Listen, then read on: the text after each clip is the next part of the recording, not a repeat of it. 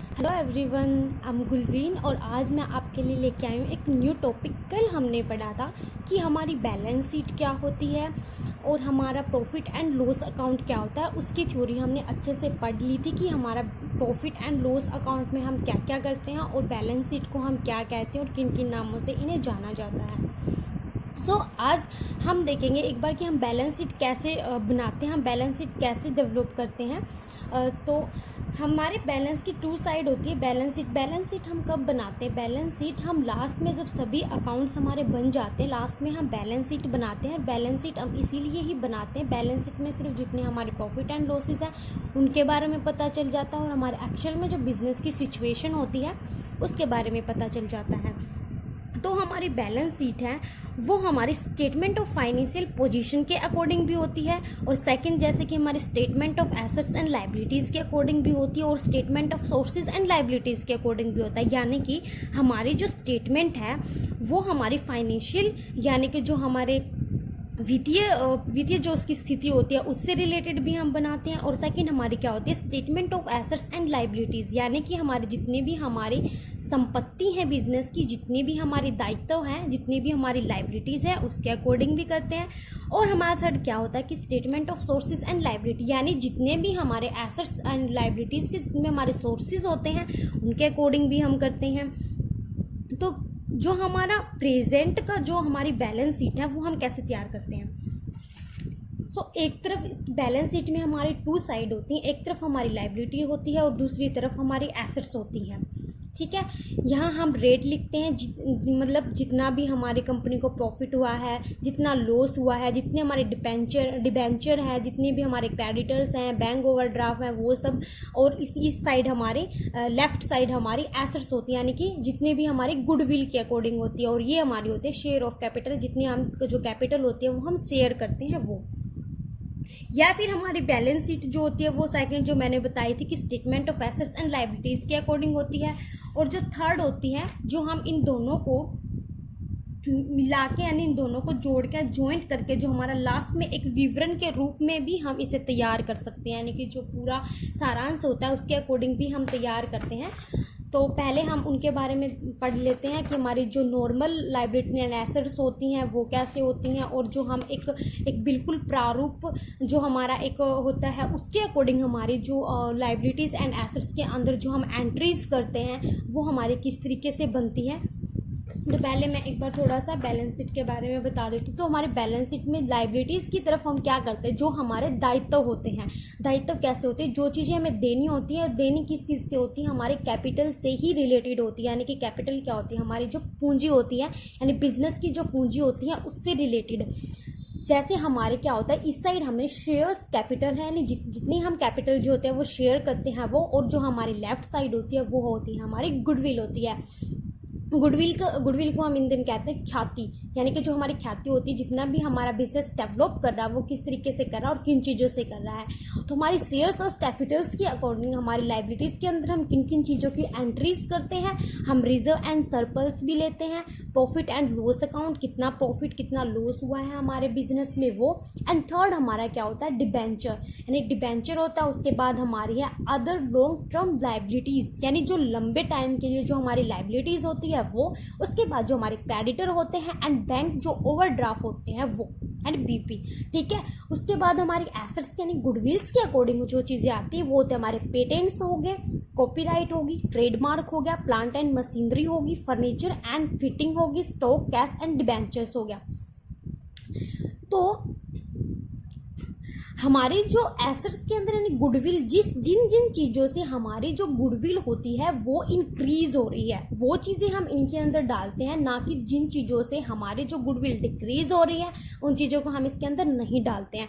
यानी कि जो हमारे पेटेंट्स होते हैं वो भी हमारे बिजनेस में जो गुडविल को क्या करते हैं? इंक्रीज करते हैं। एंड जो कॉपीराइट होते हैं, ट्रेडमार्क होते हैं। अब कोई भी हमारा जो बिजनेस है, जब भी हम कोई भी प्रोडक्ट डेवलप करते हैं तो हर चीज़ का एक ट्रेडमार्क होता है। तो जो चीज़ें इनकी टीआरपी या फिर जो हमारी एमआरपी बढ़ाती है, हमारे प्राइस बढ़ाती है, जो भी हमारे गुडविल, अगर हमारे प्राइस बढ़ेंगे, हमारी चीज़ यानी हमारे जो प्रोडक्ट होते हैं वो अगर हमारे सेल्स होते रहेंगे ज़्यादा से ज़्यादा, तो हमारी क्या होगी, गुडविल्स, जो हमारे बिजनेस की जो गुडविल्स है वो क्या होगी, वो इंक्रीज होगी ना कि डिक्रीज। तो हम एसेट्स यानी गुडविल्स में वही चीज़ें लिखते हैं जो हमारी फर्नीचर एंड फिटिंग है, या फिर स्टॉक हम बचा के रखते हैं, ताकि जो चीज़ें हमारी अगर हमारा कोई भी माल है, जो हमारे गुड्स हैं वो ख़त्म हो जाती हैं, कंप्लीट हो जाती हैं, तो हमारा स्टॉक्स हम अलग से हर कोई रखता है, ताकि वो चीज़ें क्या होती हैं, हम वहाँ से स्टॉक से लेस के जो हमारा कैश होता है डेटर होते हैं। उसके बाद एक हमारी बैलेंस शीट और बनती है, जो मैंने लाइबिलिटीज़ और जो क्या बोलते हैं उसको, एसेट्स के अकॉर्डिंग बनती है।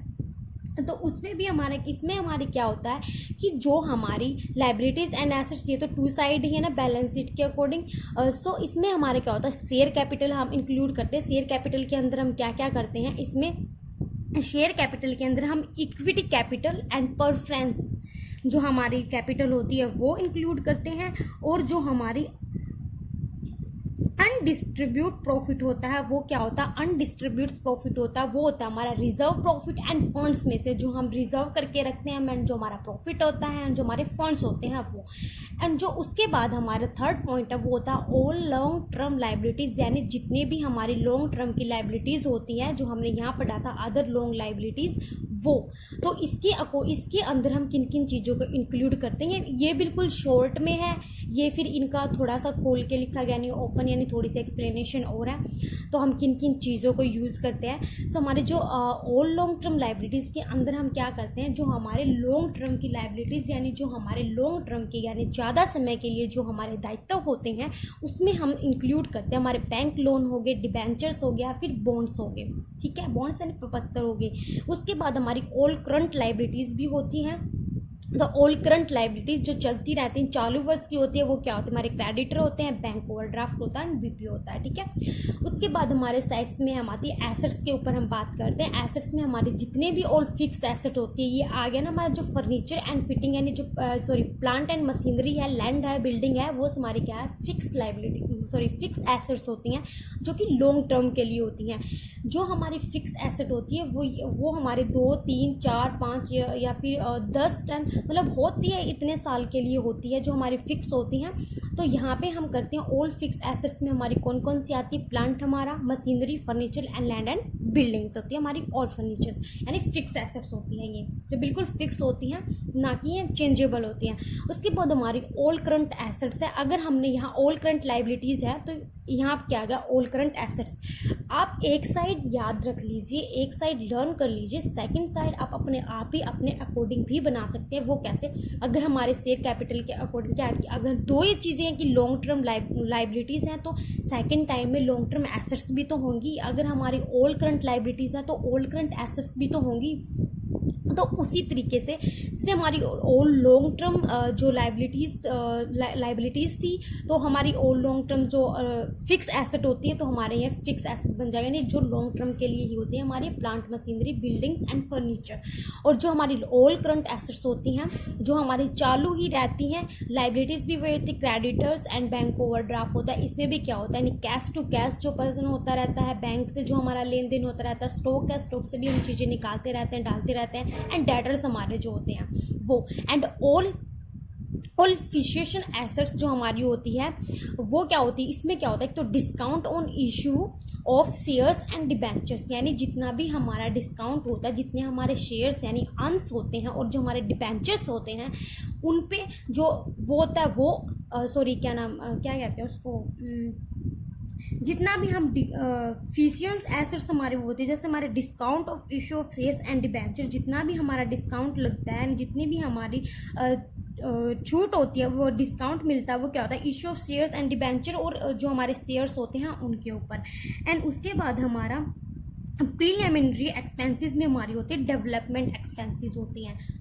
तो उस डेवलपमेंट एक्सपेंसेस जो होते हैं, तो ये हमारी थी टू साइड्स की, ये हमारे शॉर्ट में थी। इसके अंदर जो जो चीज़ें इंक्लूड होती है वो बैलेंस शीट थी। तो एक हमारा होता है विवरण के रूप में, जब हम एक बैलेंस शीट पूरी तैयार करते हैं, वो कैसे करते हैं। सो वो हम तैयार करते हैं, हमने बना ली पर्टिकुलर्स, जो भी हमने ऐड करने हैं वो रेट्स, जो हमारी ये वाली बैलेंस शीट थी उसमें हमारी टू साइड थी, एक साइड हमने लाइबिलिटीज़ कर रखी थी और एक साइड हमारी एसेट्स थी। लेकिन जब हम इसी बैलेंस शीट को एक विवरण के रूप में यानी एक प्रारूप के रूप में, एक स्टेटमेंट के रूप में, यानी जब हम एक आर्थिक चिट्ठे को जो हमारी बैलेंस शीट होती है उसको विवरण के यानी प्रारूप के रूप में जब हम तैयार करते हैं तो हमारे इस तरीके से तैयार होता है।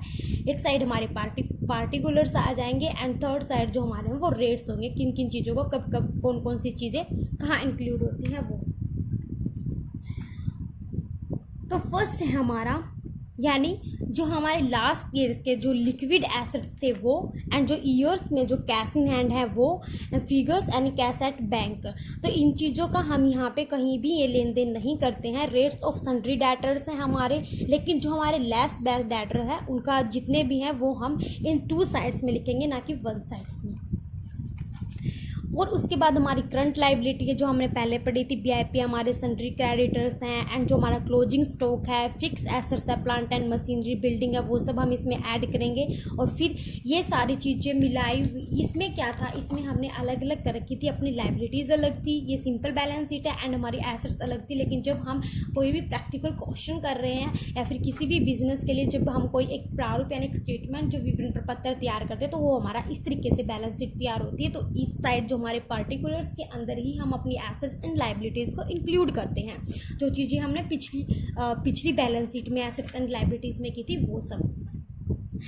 हमारी जो उसके बाद जब हमने एसेट्स की एंट्रीज कर लिया उसके बाद हम अपनी लाइबिलिटीज़ की एंट्री करेंगे। फिर हम अपना जो स्टॉक है, फिक्स एसेट कौन सी है, फिक्स लाइबिलिटीज़ कौन है, हमारे डिबेंचर्स या डेप्ट कौन से होते हैं, नेटवर्क कौन से होते हैं, यानी जिन चीज़ों से हमारी इनकम होती है वो क्या होती है, इन्वेस्टमेंट कहाँ कहाँ हमने अपनी प्रॉफिट या फिर हमने पैसों को इन्वेस्ट किया है वो सब चीज़ें होती हैं। एक बार मैं फटाफट बता देती हूँ, डाउट कर लेते हैं। उसके बाद जो चीज़ें हमें लेस करनी होती हैं वो, अगर हमारी करंट लाइबिलिटीज़ जो हमारी लेस हो रही है वो हम करेंगे। फिर हमारे जो सोर्सेज एंड फंड इक्विटी आते हैं वो उसके बाद आते हैं। फिर हमारे होते हैं लोन एंड फंड्स होते हैं। तो इसमें हमारे एक है कि करंट लाइबिलिटीज़ हमने पढ़ ली थी। क्लोजिंग स्टॉक जब हमारा क्या होता है, ये सारी एंट्रीज करने के बाद हम अपना क्या करते हैं, क्लोजिंग स्टॉक बनाते हैं।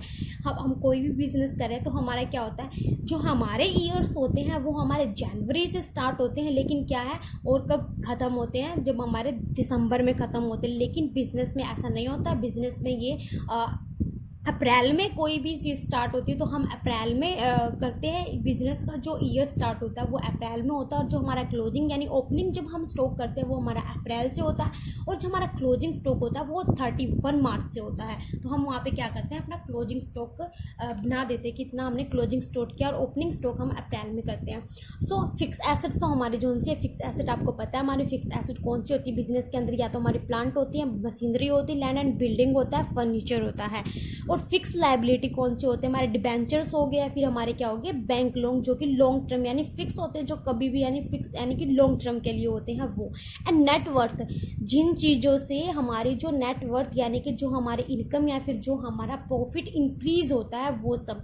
तो हमारा प्रॉफिट किन चीज़ों से इंक्रीज होता है, एक हमारा होता है जैसे शेयर कैपिटल, जब हम अपनी पूंजी को शेयर्स करते हैं, और हमारे जर्नल रिजर्व होता है, and profit and loss account होता है। उसके बाद हमारी नेट एसेट्स एम्प्लॉयड, यानी कि जो हमारे एम्प्लॉयड होते हैं उनकी net assets, and fix asset at cost, जितनी भी हमारे फिक्स एसेट के ऊपर कॉस्ट लगी है वो सब। लेकिन हम इनमें से क्या लेस करते हैं, हम अपना डेप्रिसिएशन लेस करते हैं, ठीक है। तो उसके बाद हमारा इन्वेस्टमेंट हमने कहाँ किया था, नेट करंट एसेट्स में जो हमारे डेटर्स होते हैं वो। और उसके बाद हमारा सेकेंड है शॉर्ट टर्म इन्वेस्टमेंट में, ठीक है। फिर हम इसमें से लेस करते हैं, जब हमने जब लेस अपनी एसेट्स की थी तो हम लेस लाइबिलिटीज़ भी तो करेंगे ना, कि हमारे फिक्स एसेट्स में थे जब हमने लेस किया। तो इसमें हमारी लेस करंट लाइबिलिटीज़ के अंदर है BP creditor and provision for taxation, यानी जितने भी टैक्स हुए हैं, प्रोविजंस हुए हैं वो सब, एंड टोटल। उसके बाद हम क्या करेंगे, इन सब चीज़ों का क्या करेंगे, टोटल करेंगे। तो हम इन्वेस्टमेंट को ऐड करेंगे, बाकी की एंट्री हम सीधे ही करेंगे, साफ इसमें हम ऐड नहीं करते हैं। And sources of fund, equity fund में क्या होता है, हमारी जो शेयर कैपिटल होती है वो, रिजर्व एंड सरप्लस में ऐड कर देंगे। एंड लोन फंड्स जो हमारे होते हैं, जो सिक्योर्ड एंड अनसिक्योर्ड होते हैं, तो हमारे जो लोन होते हैं वो भी 2 टाइप्स के होते हैं, हमारे सिक्योर्ड फंड होते हैं, एंड जो हमारा सेकेंड होता है अनसिक्योर्ड फंड होते हैं। और उसके बाद हम क्या करते हैं, इन चीज़ों को ऐड करके इनका क्या करते हैं, टोटल कर लेते हैं। तो ये तो थी हमारी बैलेंस शीट कैसे बनती है, एक सिंपल बैलेंस शीट, एंड जो हमारी हमारे जो टी प्रारूप की जो बैलेंस शीट होती है और एक हमारे विवरण जो होता है बिल्कुल लॉन्ग यानी कि डीपली वाला होता है, वो सब आपको अगर कोई भी चीज़ इसमें समझ नहीं आई है, कौन सी एंट्री कहाँ होती है, कैसे नहीं होती है, तो आप मुझे कमेंट सेक्शन में कमेंट कर सकते हैं। और आई होप आपको वीडियो अच्छी लगी हो, मैंने आपको अच्छे तरीके से एक्सप्लेन कर दिया है। अगर आपको कहीं भी कोई भी टॉपिक, किसी भी वर्ड में कोई भी प्रॉब्लम है तो आप मुझे बता सकते हैं। सो हम कल वाली वीडियो में हम मिलते हैं, और कल वाली वीडियो में हम अपने प्रॉफिट एंड लॉस के बारे में देखेंगे कि हमारा प्रॉफिट एंड लॉस अकाउंट कैसे बनता है, उसमें किन किन चीज़ों की एंट्री होती है। तब तक के लिए bye bye, and please subscribe my channel and like video. Dislike, अगर आपको कोई वीडियो अच्छी नहीं लगती आप डिसलाइक भी कर सकते हैं, अगर अच्छी लगती हैं तो आप लाइक भी कर दीजिए, एंड कमेंट करके मुझे ज़रूर बताइए कि वीडियो कैसी लगी। तब तक के लिए bye bye and take care.